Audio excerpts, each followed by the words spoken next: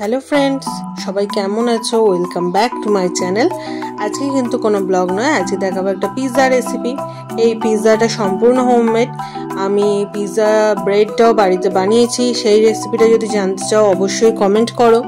একদম সফট দোকানের মতো পিৎজা। প্রথমেই দিয়ে দেবো মেয়োনিজ। মেয়োনিজ ছাড়া পিৎজা হয় না, তাই বাচ্চাদের জন্য বানাচ্ছি। ঝাল দেবো না, তবে তোমরা যদি চাও ঝাল অ্যাড করতে পারো। প্রথমে দিয়ে দিলাম মেয়োনিজ, তার সঙ্গে পিৎজা সস। পিৎজা সসটাও একদম হোমমেড। রেসিপি জানতে হলে অবশ্যই কমেন্ট করো, ভিডিওটা লাইক করো, বন্ধু বান্ধবদের মধ্যে বেশি বেশি করে শেয়ার করো। দেখো, সস আর মেয়োনিজ একসঙ্গে ভালো করে পিৎজা ব্রেডটায় মাখিয়ে নিয়েছি। ভালো করে এটা স্প্রেড করতে হবে যাতে সম্পূর্ণ ব্রেডটাতে ভালোভাবে স্প্রেড হয়ে যায়। এবার দেবো মজরেলা চিজ। পিৎজার জন্য মজরেলা চিজ থেকে ভালো আর কিচ্ছু হতে পারে না, সেই জন্য মজরেলা চিজ আমি এখানে একদম যেগুলো গুঁড়ো থাকে সেইটাই ইউজ করছি। তোমরা চাইলে কিউব কিনে সেটা গ্রেট করেও দিতে পারো।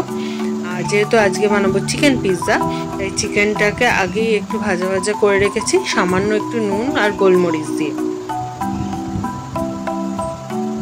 চিকেন পিৎজা বানাচ্ছি, বাচ্চাদের জন্য বানাচ্ছি, তাই খুব বেশি ঝাল দিইনি।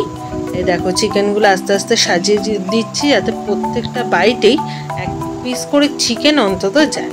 আর যেহেতু বাড়িতে বানানো, তাই বুঝতেই পারছো চিকেনের প্রপোর্শনটা তো কিন্তু ভালোই থাকবে। চিকেন হয়ে গেল, চিজ হয়ে গেল। এবার ওপর থেকেও চিজের আর একটা লেয়ার দিতে হবে।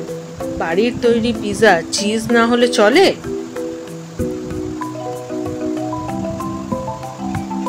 একদম সুন্দর করে চিজ দিয়ে ওপরটা সাজিয়ে দিলাম।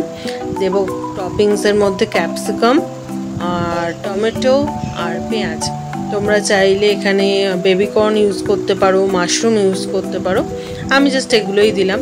আর দেখতে ভালো হবে বলে একটু মোটা মোটা করেই দিয়েছি, নাহলে বাচ্চারা তো খুব একটা সবজিটা খেতে চায় না।